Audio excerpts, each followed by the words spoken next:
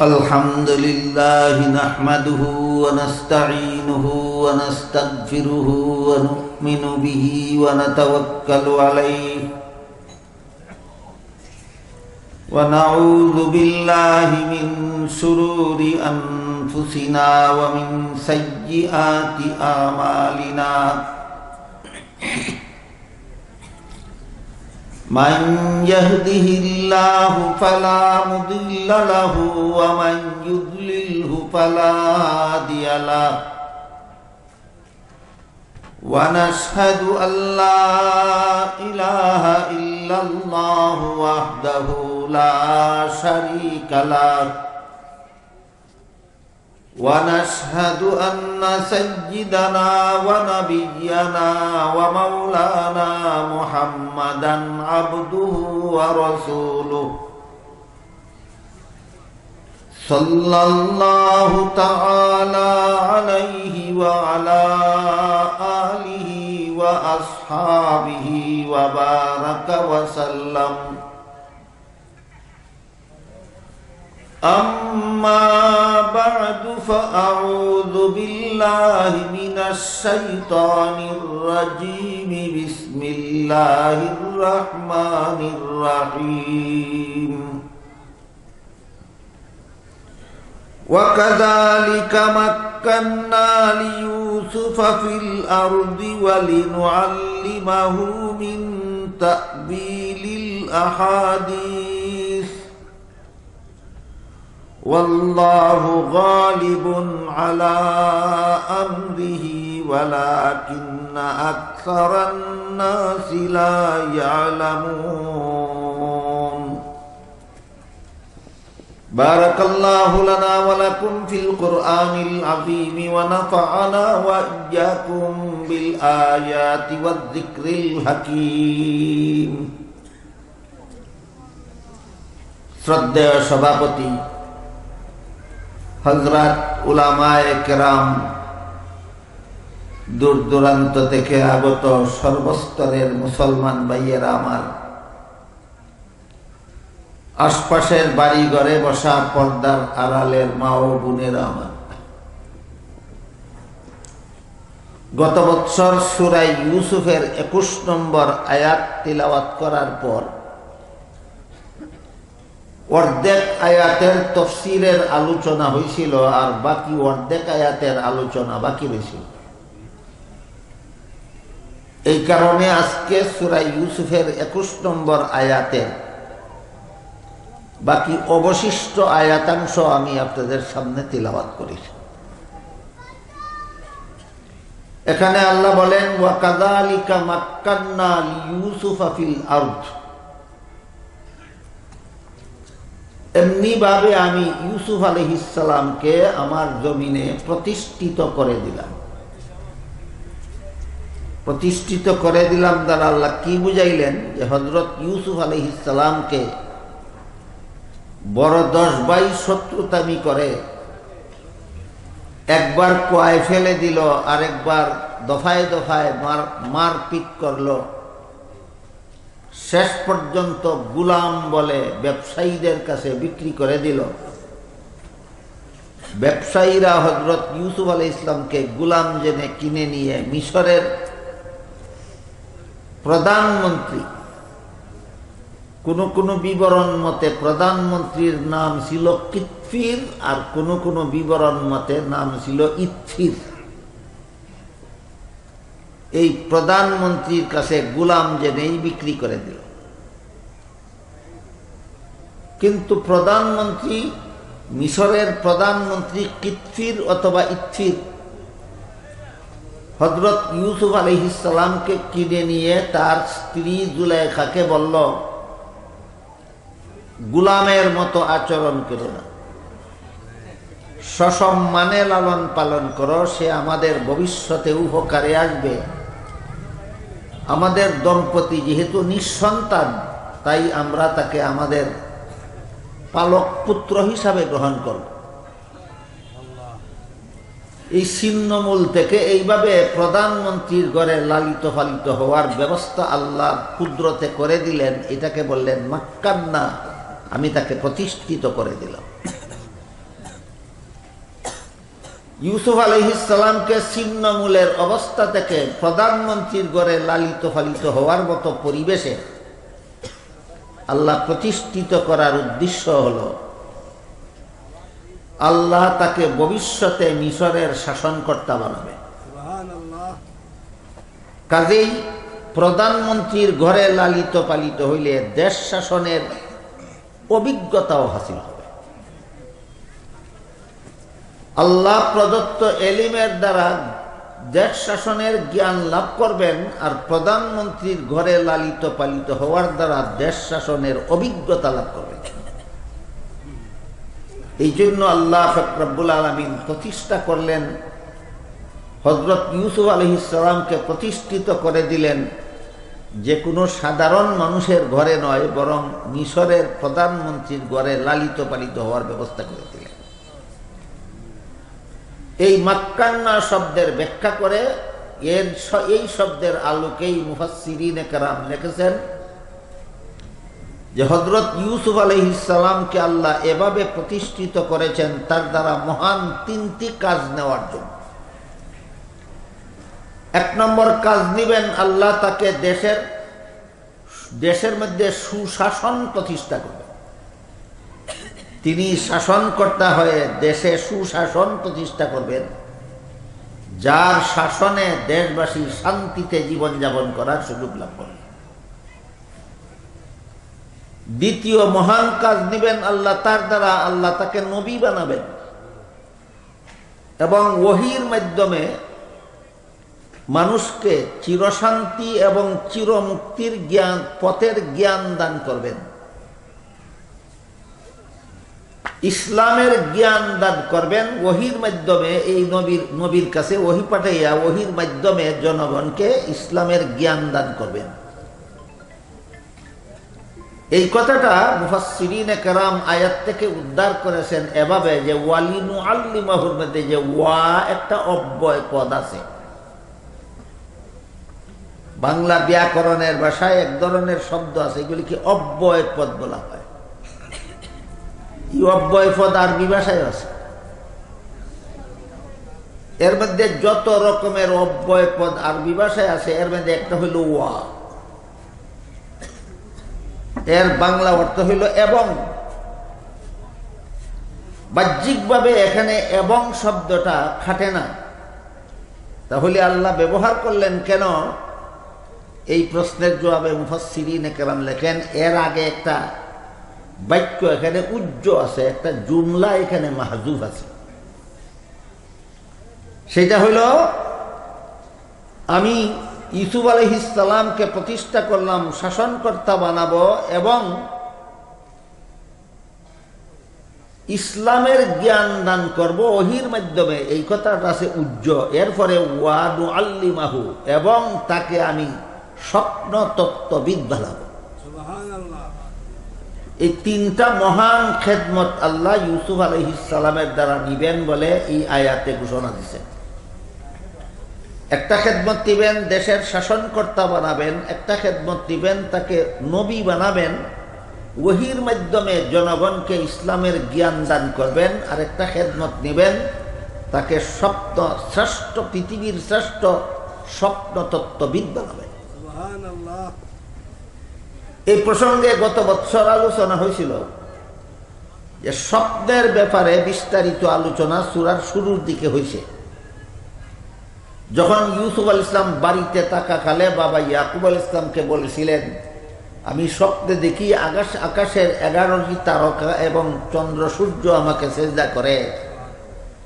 ওই আয়াতের ব্যাখ্যায় স্বপ্নের ব্যাপারে বিস্তারিত আলোচনা করা হয়েছে। বাকি দুইটা বিষয়ে আলোচনা, বিস্তারিত আলোচনার বাকি আছে। একটা হলো দেশ শাসনের আলোচনা, আরেকটা হলো ইসলামী শিক্ষার আলোচনা। এই প্রসঙ্গে গত বছর দেশ শাসনের আলোচনা মাত্র শুরু হয়েছিল। তখন বলা হয়েছিল, যারা দেশ শাসন করে, আল্লাহ দুনিয়াতে যাদের হাতে দেশ শাসনের ক্ষমতা দান করেন, এমর্মে আল্লাহ কোরআনের এক আয়াতে বলেন, কুলিল্লাহুম্মা মালিকাল মুলকি তুতিল মুলকা মান তাশা ওয়া তানজিউল মুলকা মিম্মান তাশা। আল্লাহ বলেন, হে রাসূল করিম সাল্লাল্লাহু আলাইহি ওয়াসাল্লাম, বিদ্রুপকারীদের বিদ্রুপে আপনি ঘাবড়াবেন না, বরং আপনি আমার কাছে এভাবে দোয়া করুন যে হে আল্লাহ, আপনি সারা পৃথিবীর সমস্ত দেশের মালিক। এটা একটা জরুরি কথা আমাদের সকলের জানা থাকা দরকার। দুনিয়াতে যত দেশ আছে, আরো যত দেশের জন্ম হবে, সমস্ত দেশের মালিক একমাত্র আল্লাহ। পৃথিবীর সমস্ত দেশের মালিক একমাত্র আল্লাহ। এরপরে আপনি দোয়াতে বলবেন, তুতিল মুলকা মান তাশাউ, আপনি যাকে ইচ্ছা তাকে দেশের শাসন ক্ষমতা দান করেন। ওয়া তানজিউল মুলকা মিম্মান তাশা, যার হাত থেকে ইচ্ছা করেন শাসন ক্ষমতা ছিনিয়ে নেন। এখানে আল্লাহ পরিষ্কারভাবে আমাদের নবীকে এই দোয়া করতে শিক্ষা দিয়েছেন, যেই দোয়ার মধ্যে বলা হয়েছে যে পৃথিবীর সমস্ত দেশের মালিক আল্লাহ। আল্লাহ যখন যাকে যে দেশের শাসন ক্ষমতা দিতে ইচ্ছা করেন সেই দেশের শাসন ক্ষমতা দান করেন, আবার যার হাত থেকে যখন যেই দেশের শাসন ক্ষমতা ছিনাইয়া নিতে ইচ্ছা করেন, আল্লাহ তখন তার হাত থেকে দেশের শাসন ক্ষমতা ছিনাইয়া নেন। আল্লাহ পাক রব্বুল আলামিন ইচ্ছা করে যাদের হাতে দেশের শাসন ক্ষমতা দান করেন, এদের ব্যাপারে গত বৎসর বলা হয়েছে, এরা যদি মুসলমান হয়, কোনো মুসলমানের হাতে যদি আল্লাহ পৃথিবীর কোনো দেশের শাসন ক্ষমতা দান করে, তাহলে তার উপর ফরজ হয় আল্লাহর বিধানে দেশ শাসন করা। কোনো মুসলমানের হাতে যদি আল্লাহ কোনো দেশের শাসন ক্ষমতা দান করেন, তাহলে তার উপর সর্বপ্রথম ফরজ কার বিধান মতে দেশ শাসন করা? আল্লাহর বিধান মতো দেশ শাসন। এমত অবস্থায় যারা দেশের শাসন ক্ষমতা পাওয়া সত্ত্বেও, মুসলমান হওয়া সত্ত্বেও, একজন মুসলমানের হাতে আল্লাহ একটা দেশের শাসন ক্ষমতা দান করলেন, এমত অবস্থায় সে যদি আল্লাহর বিধান মতো দেশ শাসন করে না, নিজের মন গড়া আইনে যদি দেশ শাসন করে। বাকি কথা বুঝার আগে, শোনার আগে বলুন, বর্তমান দুনিয়াতে এমন দেশ আছে কিনা যেই দেশ মুসলমানের শাসন করে কিন্তু আল্লাহর বিধান মতে নয়, মন গড়া বিধান মতো? আছে কিনা? এইরকম কোন মুসলমান যদি কোনো দেশের শাসনকর্তা হইয়া, আল্লাহ তারে শাসনকর্তা বানাইছেন, এরপরে যদি আল্লাহর বিধান মতে দেশ শাসন না করে নিজের মন গড়া বিধানে দেশ শাসন করে, তাহলে তাকে পরিষ্কারভাবে বলতে হবে, তুমি মুসলমান, আল্লাহ দিছেন শাসন ক্ষমতা তোমার হাতে, যে আল্লাহ তোমার হাতে শাসন ক্ষমতা দিলেন সেই আল্লাহর বিধানের দেশ শাসন করো না কেন, এটা পরিষ্কার তোমাকে বলতে হবে। যদি বলে না কেন আল্লাহর বিধানে দেশ শাসন করে না, তাহলে সে বুবা শয়তান। মুসলমানে আল্লাহর দেওয়া দেশের শাসন ক্ষমতা পাইয়া কেন আল্লাহর বিধানে দেশ শাসন করে না, বলে না, সে বুবা শয়তান। আর যদি বলে যে আল্লাহর আইনে দেশ শাসন করি না এই জন্য যে আল্লাহর আইনে শান্তি নাই, আমার আইনে শান্তি আছে। আল্লাহর আইনে দেশ শাসন করলে জনগণের শান্তি হবে না, দেশের উন্নতি হবে না। আমার মন গড়া আইনে দেশ শাসন করলে দেশের উন্নতি হবে, জনগণের শান্তি হবে। এই কথা যদি বলে, তাহলে আল্লাহ কোরআনে বলেন, ফাউলাইকা হুমুল কাফিরুন, এই সমস্ত শাসনকর্তা আর মুসলমান তাকে না, কাফের হইয়া যায়। একজন মুসলমান আল্লাহর দেওয়া একটা দেশের শাসন ক্ষমতা পাইছিল, কিন্তু আল্লাহর আইনে দেশ শাসন করে না। কেন করে না? বলে আল্লাহর আইনে দেশ শাসন করলে দেশের উন্নতি হবে না, আল্লাহর আইনে দেশ শাসন করলে জনগণের শান্তি হবে না। এই কথা বলা মাত্রই আল্লাহ বলেন সে আর মুসলমান তাকে না, কাফের হইয়া যায়। কথা বুঝেন কিনা দেখেন। আর যদি বলে শাসন ক্ষমতা, এই দেশের শাসন ক্ষমতা আল্লাহ আমার হাতে দিয়েছেন, আল্লাহর আইনেই দেশ শাসন করা দরকার ছিল, আল্লাহর আইনে দেশ শাসন করলেই দেশের উন্নতি হইত, আল্লাহর আইনে দেশ শাসন করলেই জনগণে শান্তি পাইত, কিন্তু আমার স্বার্থ নষ্ট হয়। আমার স্বার্থ রক্ষার জন্য আমি আল্লাহর আইনে দেশ শাসন করি না। আল্লাহর আইনে শান্তি নাই বলে না, আল্লাহর আইন পালন করলে আমার স্বার্থ লঙ্ঘন হয় বলে। এই জবাব যদি দেয়, এইরকম শাসনকর্তাদের ব্যাপারে আল্লাহ কোরআনে বলেন ফাউলাইকা হুমুল ফাসিকুন, এরা কাফির না, এরা পাপিষ্ঠ। কাফির না পাপিষ্ঠ? পাপিষ্ঠ। আর যদি কোনো কথাই বলে না, কেন তুমি মুসলমান হইয়া আল্লাহর দেওয়া শাসন ক্ষমতা হইয়া আল্লাহর আইনে কেন দেশ শাসন করো না, এই প্রশ্নের জবাবে যদি কিছুই বলে না, আমি আল্লাহর আইনে শান্তি নাইও বলে না, আল্লাহর আইনে শান্তি আছে, আমার স্বার্থের কারণে আল্লাহর আইনে দেশ শাসন করি না, এইটাও বলে না, এই ব্যাপারে যদি নীরবতা অবলম্বন করে, তাইলে সে বুবা শয়তান। তাফসীরের কথাগুলি বুঝে থাকলে বলুন, বর্তমান দুনিয়ার কোন দেশের শাসনকর্তা কাফির আছে? বর্তমান দুনিয়ার কোন দেশের শাসনকর্তা বুবা শয়তান আছে? বর্তমান দুনিয়ার কোন দেশের শাসনকর্তা ভাবিষ্ট আসেনি? এই তিন দল শাসনকর্তা আগে চিন্তা রাখা দরকার।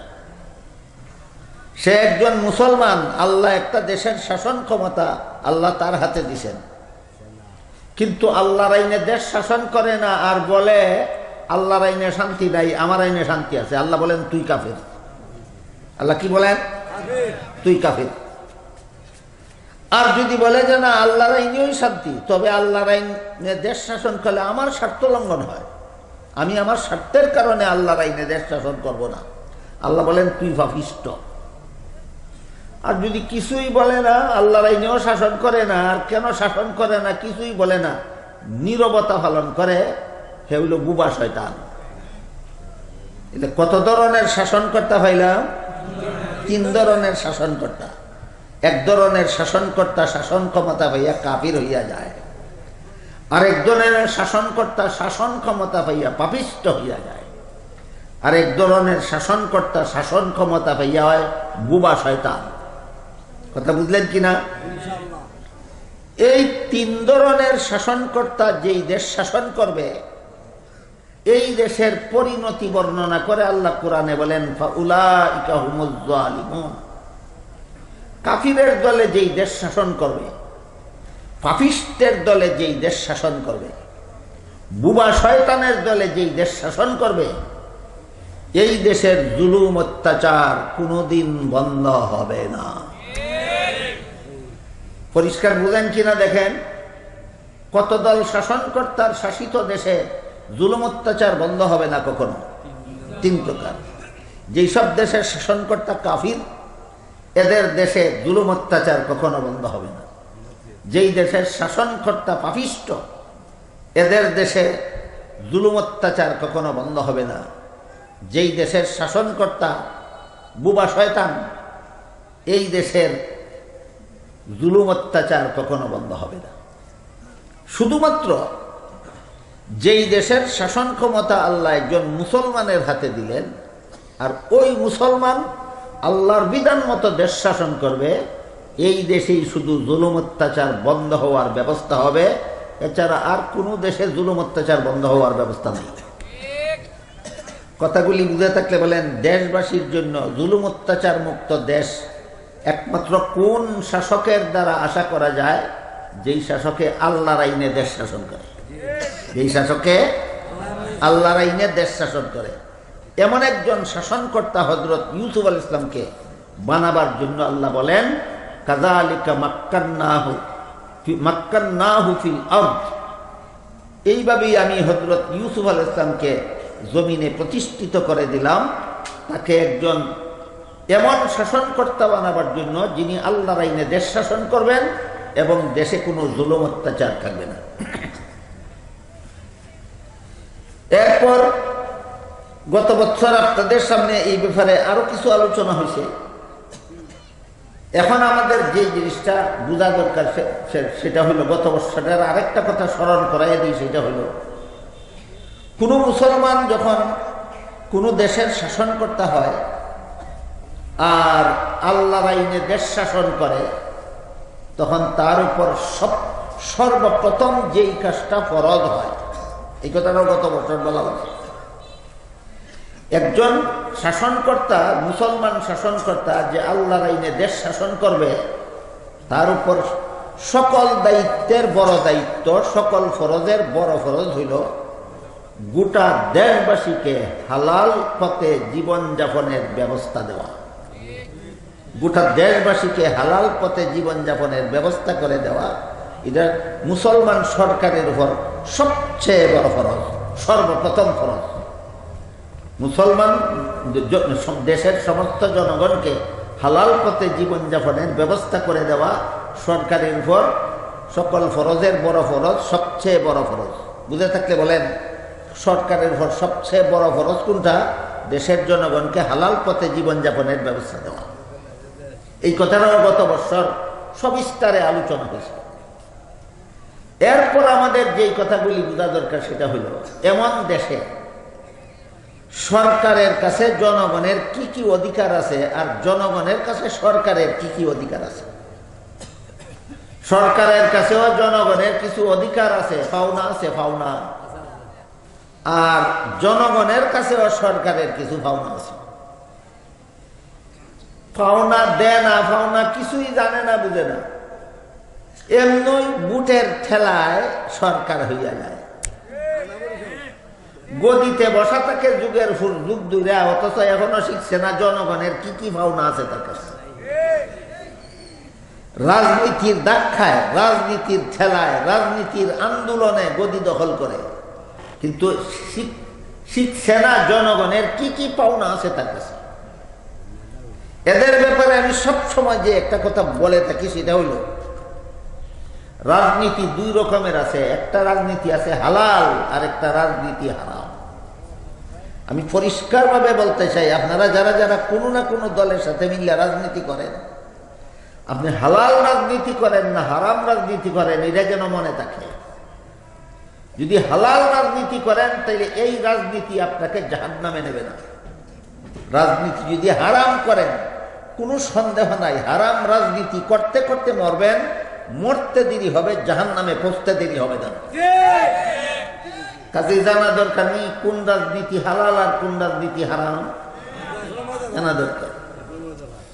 যে রাজনীতির দ্বারা জনগণের অধিকার রক্ষা হয় সেই রাজনীতি হালাল। মনে রাখবেন জীবনভর, যেই রাজনীতির দ্বারা জনগণের অধিকার রক্ষা হয় সেই রাজনীতি হালাল। যে রাজনীতির দ্বারা জনগণের অধিকার রক্ষা হয় না সেই রাজনীতি নিঃসন্দেহে হারাম। এই রাজনৈতিক দলের সদস্য অবস্থায় তুমি মরবা, মরণের সাথে সাথে জাহান্নামে যাইবা, তুমি হারাম রাজনীতি করতে করতে মরছো।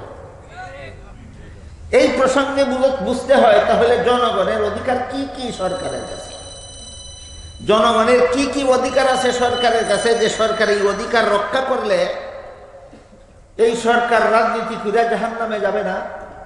জনগণের কি কি অধিকার আছে সরকারের কাছে, যে অধিকার রক্ষা না করলে জনগণ এই গদির থেকে মরবো আর মরণের ভর থেকে জাহান্নামে যাবে। এই অধিকারগুলি বোঝা দরকার কিনা? এই জন্য জনগণের কাছে সরকারের কি অধিকার আছে, কি পাওনা আছে, আর সরকারের কাছে জনগণের কি পাওনা আছে। তুমি তোমার রাজনীতি হালাল না হারাম, তোমার রাজনীতি তোমারে জাহান্নামে নিয়ে ছাড়বে না জাহান্নামে নিবে না, এই ব্যাপারে ক্লিয়ার হইতে হইলে বুঝতে হবে আমার জনগণের কাছে সরকারের কি পাওনা আর সরকারের কাছে জনগণের কি পাওনা। এখান থেকে ইনশাআল্লাহ আগামীকাল আলোচনা শুরু হবে। সরকারের কাছে জনগণের কি কি পাওনা আছে আর জনগণের কাছে সরকারের কি কি পাওনা আছে। আল্লাহ আপনারারে আমরারে ভালো রকম বুঝে শুনে এমন রাজনীতি করার সৌভাগ্য দান করুন যে রাজনীতি আমাকে জনগণের পাওনা আদায় করার সামর্থ্য দেয়, যে রাজনীতি আমাকে মরণের পরে জাহান্নামে না নিয়ে যায়। আল্লাহ সবাইকে তৌফিক দান করুন, আমিন। সুবহান রাব্বিকা রাব্বিল ইজ্জাতি আম্মা ইয়াসিফুন ওয়া সালামুন আলাল মুরসালিন ওয়ালহামদুলিল্লাহি।